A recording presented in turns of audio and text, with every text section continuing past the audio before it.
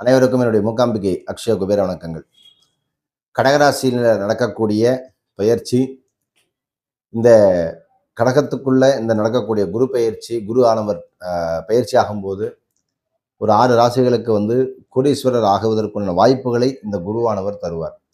உங்க ஜாதகத்துல குரு பகவான் பஞ்சமஸ்தானத்திலேயோ லாபஸ்தானத்திலேயோ சுபகிரகங்களுடைய பார்வை பெற்று திரிகோண ஸ்தானத்தில் இருந்துச்சு அப்படின்னா கண்டிப்பா அந்த லக்ஷ்மி கடாட்சமானது கண்டிப்பாக உங்களுக்கு வந்துகிட்டே இருக்கும், கிடைச்சிக்கிட்டே இருக்கும். அந்த அளவுக்கு மிக சூப்பரான ஒரு யோகம் இந்த கடகத்துல கிடைக்கக்கூடிய மிக முக்கியமான ஒரு அம்ச யோகமாகவும் வரப்போகுது. இந்த ஹம்சை ராஜயோகம் ஒரு 6 ராசிகளுக்கு சிறப்பான பலன்களை கண்டிப்பாக கொடுக்க இருக்கு. பொதுவாக குரு ஒரு ஜாதகருக்கு சிறப்பான பலன்களை பண்ணணும்னு நினைச்சிட்டாரு அப்படின்னா 16 வருஷத்துல அவரை பாருங்க டக்கு டக்கு செட்டில் ஆயிடுவாங்க. அதே ஒரு குரு ஜாதகத்தில் சிறப்பாக இல்லை அப்படின்னா நிறைய ஏமாற்றம், தடை, முன்னேற்றம் எல்லாமே காலதாமதம், சர்ஜரி, நோய், வம்பு, வழக்கு, பலவிதமான பிரச்சனைகளை ஏண்டாப்பா வாழ்றோங்கிற அளவுக்கு பிரச்சனை கொடுக்கும். ஸோ அந்த 6 ராசிக்காரில் ஒரு பக்கம் இருந்தாலுமே கூட இந்த கடகராசி என்பவர் குரு உச்சம் பெறக்கூடிய ராசியாக கடகராசி வரும். இந்த ராசியில் அக்டோபர் 31 வரை இருக்கக்கூடிய ஒரு அமைப்பாக இருக்கக்கூடிய பட்சத்தில் ஹம்சராஜ யோகத்தை உருவாக்குறார். அதான் இதில் இருக்கக்கூடிய மிக முக்கியமான விஷயம். ஸோ இதில் மிகப்பெரிய ஒரு மாற்றத்தை யார் யாரெல்லாம் பெற போறா அப்படின்னு கேட்டால், பொதுவாக ஒரு கிரகமானது உச்சராசியில் அமரும் பொழுது இந்த கடக லக்னம் கடக ராசியில யாருக்கெல்லாம் இந்த லக்னாதிபதி உச்சம் பெற்று குருவும் அந்த அவங்களுடைய ஜாதகத்தில் இருக்கும் அவங்கெல்லாம் பாருங்க கண்டிப்பா நான் சொல்லக்கூடிய அத்தனை ஜாதகங்களும் ஜாக்பாட் அடிப்பாங்க. ஏன்னா குரு பகவான் தனது உச்சராசியில் அமரும் பொழுது ஒரு 12 ராசிகளுக்குமே சிவபலன் கிடைக்குமானா கண்டிப்பா கிடைக்கும், அதுல எந்த மாற்றமும் கிடையாது. ஆனா அதே சமயம் மிதுனம், கடகம் உள்ளிட்ட சில ராசிகளுக்கு நல்ல பலனை கொடுக்குறார் அப்படின்னு ஒரு பக்கம் இருக்கு. ஸோ மிதுன ராசிக்கு நல்ல பலனை பெறக்கூடிய ஒரு காலகட்டமாக இது இருக்கு. ஏன்னா ஜோதிட ரீதியில் பார்க்கும்போது 2ஆம் வீட்டில் இருக்கக்கூடிய ஒரு அமைப்பானது பார்த்தீங்கன்னா மிகவும் மங்களகரமான ஒரு அமைப்பாக சொல்லப்படக்கூடியது.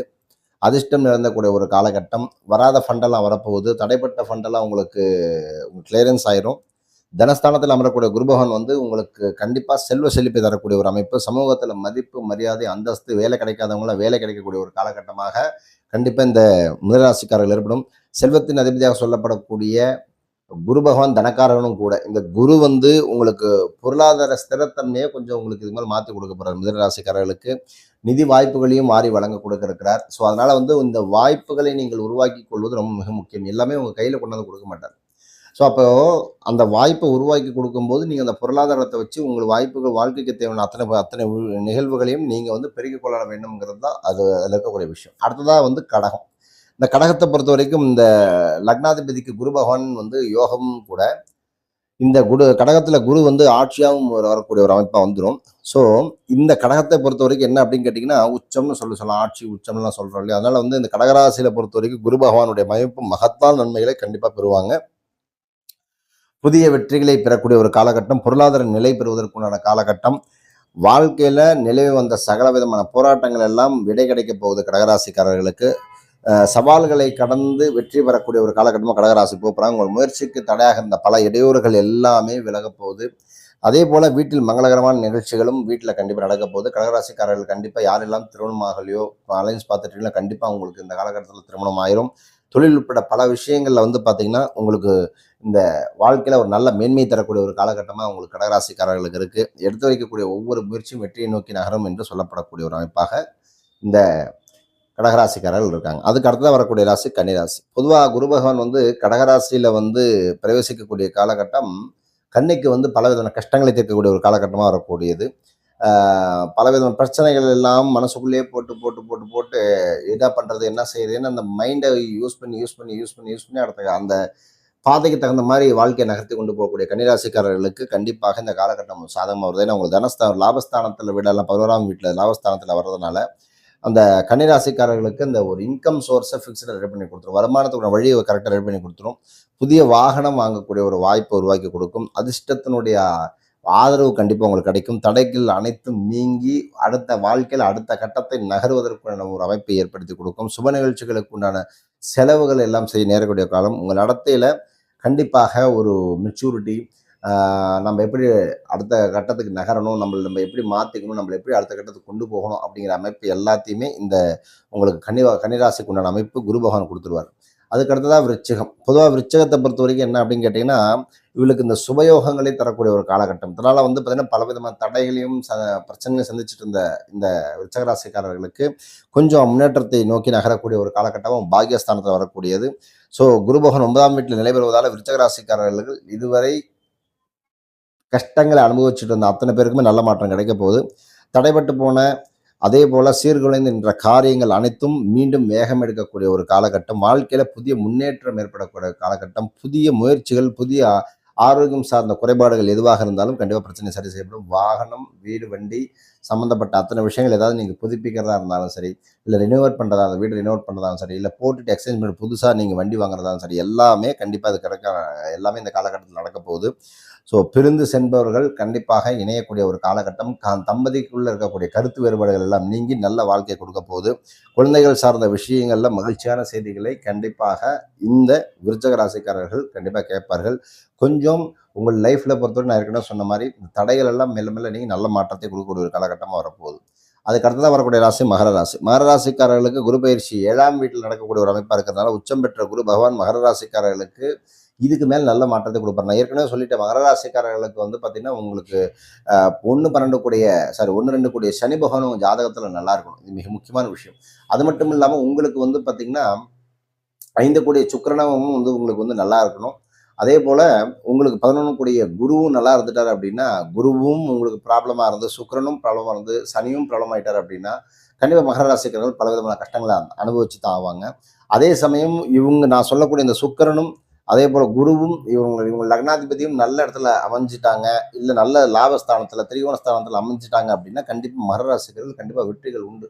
எல்லாரும் நல்லா இருக்குன்றாங்க, பட் எங்களுக்கு நல்லதே நடக்க மாட்டேங்குது அப்படின்னா கண்டிப்பாக அதுல பிரச்சனை. உங்க ஜாதகத்தை கண்டிப்பா எடுத்து பாருங்க. சனி பகவானுடைய நிலையோ, தனஸ்தானமோ, இல்ல லாபாதிபதியோ கண்டிப்பா ஏதோ ஒரு வகையில ப்ராப்ளத்துல போய் மாட்டிருந்தாங்கன்னா, இல்ல பாவகிரகனுடைய சேர்க்கை இருந்துச்சுன்னா கண்டிப்பா மகர ராசிக்காரர்கள் நிறைய சொல்ல முடியாத துயரங்களை மாட்டிக்கிட்டு அவஸ்தைப்பட்டுக்கிட்டே இருப்பாங்க. ஸோ இதில் என்ன, ஒரு பலம் இல்லாத கிரகத்துக்கு வந்து போட்டி நடக்கும். பலமுள்ள ஆளுக்கும் பலமில்லாத ஆளுக்கும் எப்படி போட்டி ஒரு பக்கம் நடக்குதோ, இவங்க வந்து இவங்களுக்குள்ளேயே பல விதமான போராட்டங்கள் குடும்பத்துக்குள்ள நடக்கும் அப்படிங்கிறது அமைப்பு.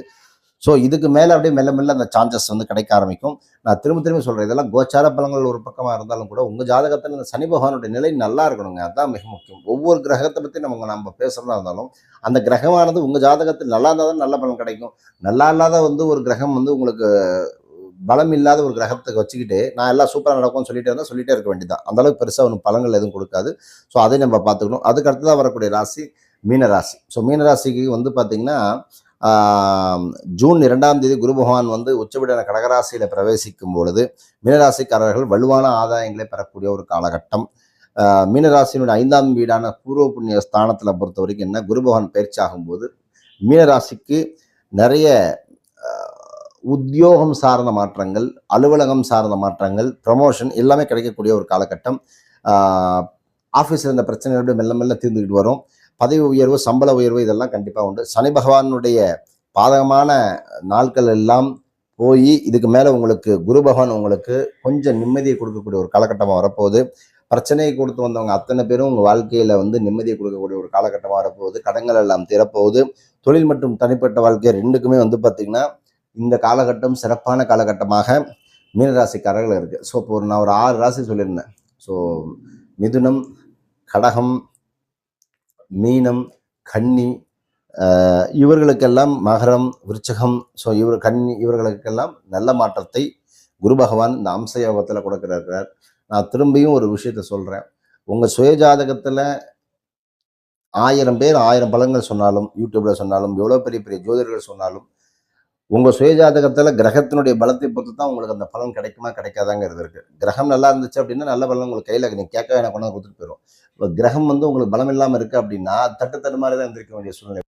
ஒவ்வொரு கிரகமும் நமக்கு சாதகமாக இருக்கா பாதகமாக இருக்காங்கிறது உங்களுடைய சுயஜாதகத்தில் இருக்குது. பிரச்சனையும் அங்கே தான் இருக்குது. பிரச்சனை அதுக்குள்ளே தான் தீர்வும் இருக்குது. ஸோ இது மித்த ராசிகளுக்கு எல்லாம் நல்லது நடக்காதா அப்படின்னு கேட்டால் அப்படி கிடையாது. குரு பகவானுடைய நிலையை பார்த்துக்கொள்ளுங்கள். நல்லா இருந்துச்சு அப்படின்னு நல்ல பலன் கண்டிப்பாக கிடைக்கும். ஸோ மேற்கொண்டு உங்களுக்கு சுயஜாதகத்தில் பொறுத்த வரைக்கும் எனக்கு நிறைய விஷயங்கள் நான் தெரிஞ்சுக்கிடணும். ஸோ எனக்கு தடை எதனால் வருது, என்னை எவ்வளோ செஞ்சாலும் எனக்கு தடை வந்துகிட்டே இருக்குது, என்னை யார் தடுக்கிறா, என்னை யார் முடக்கிறா, என்னால் ஏன் செயல்பட முடியல, எனக்கு ஏன் வெற்றி கிடைக்கல அப்படின்னா அதை பற்றி டீட்டெயிலாக தெரிஞ்சுக்கணும் அப்படின்னா ஸ்க்ரீனில் தெரிய நம்பருக்கு கான்டாக்ட் பண்ணி அப்பாயின்மெண்ட் ஃபிக்ஸ் பண்ணிக்கோங்க. அடுத்த பதிவில் வேறு என்னையை பற்றி சிறப்பாக பேசலாம். நற்பவி நல்லது நடக்கட்டும். ஓம் ஸ்ரீ குருபியோ நமஹ. ஏன்னா ஏற்கனவே வந்து பார்த்திங்கன்னா கடந்த 4 பதிவுகளும் இந்த யார் முதல்வர் ஆவார்கள் அப்படிங்கிறத பற்றின நான் டீட்டெயிலாக நான் கொடுத்துட்டேன். புதுசாக பார்க்குறவங்க போய் அதையும் பாருங்கள். நற்பவி நல்லதே நடக்கட்டும். ஓம் ஸ்ரீ குருபியோ நமஹ.